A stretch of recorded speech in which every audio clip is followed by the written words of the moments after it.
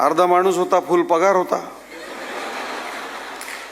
आता फुल माणूस आहे आणि अर्धा पगार आहे.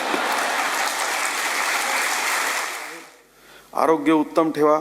आरोग्याचे 3 घटक आहेत. पहिला घटक म्हणजे आहार, दुसरा मी सांगितला विहार, आणि तिसरा म्हणजे निद्रा. शांत झोप, उत्तम झोप लागली पाहिजे.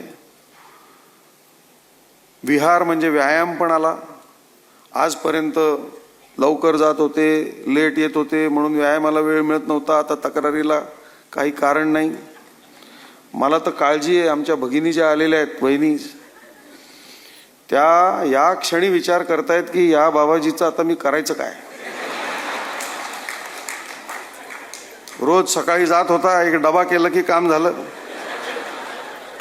आला की आपलं वाढलं बिडलं काहीतरी, किती दमलात म्हटलं की काम झालं.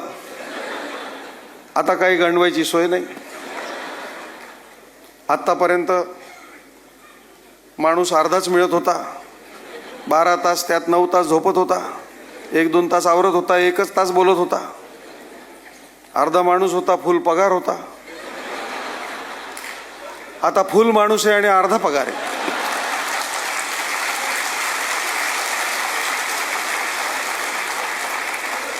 तर ताई, तुमची विवंचना मी समजतो, आणि म्हणून तुमच्या सगळ्यांच्या साक्षीनं रिटायर होणाऱ्या सर्वांना सांगतो की आत्तापर्यंत त्या जसं काही सर्व चालवत होत्या तसं त्यांना चालवू द्या. हे कुठून आलं, ते काय करते, एवढं कोणी घेतं का, हे असल्या भानगडी करू नका. शांतपणे जेवत होता तसंच जेवा. जास्त बडबड करायची, याला बोलव त्याला बोलव, त्रास द्यायचा नाही बिलकुल, आणि आनंदाने जगायचं. कारण काय आहे की खरोखरच आपण घरी नसण्याची घरच्यांना सवय असते, आणि आता घरी असण्याची सवय त्यांना लागेपर्यंत आपलं वागणं, आपलं बोलणं, आपलं चालणं जे आहे ते त्यांना सुखकारक असलं पाहिजे, त्रासदायक असता कामा नये. 30-30, 35-35 वर्ष मुंबईमध्ये राहून, मुंबई पोलिसांची, नागरिकांची सेवा करून मुंबईमधल्या अनेक गोष्टी आपल्याला पाहिलेल्या नसतात. मुंबईला, साऊथ मुंबईला हेरिटेज वॉक आहे, INS हमला आहे, जुहू चौपाटी आहे, इतक्या गोष्टी आहेत. काही ना काही राहून गेलेलं असतं, ते पूर्ण करा.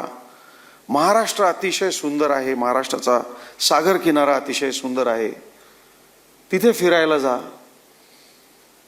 आनंद घ्या आणि आनंद द्या. जेवढा तुम्ही आनंद लोकांना द्याल तेवढा तुम्हाला पण मिळेल. आनंद ही एकच गोष्ट आहे की जी वाटून कमी होत नाही, वाढत जाते.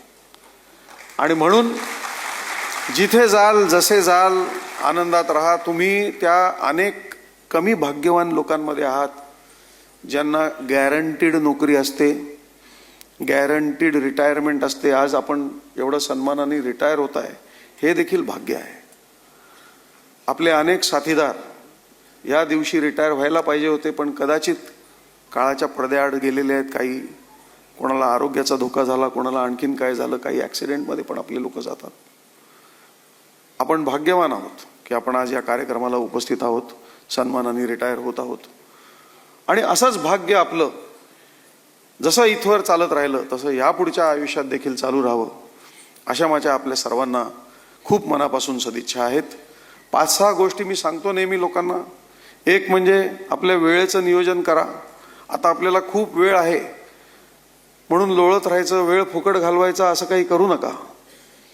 कारण वेळ ही अतिशय मौल्यवान बाब आहे.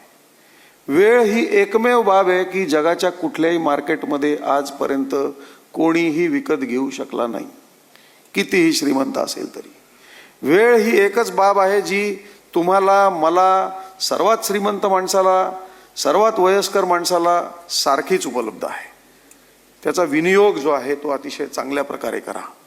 कोणाचे छंद काही असतील ते जोपासा, कोणाचे राहिले असतील आज सुरू करायला हरकत नाही. It is never too late.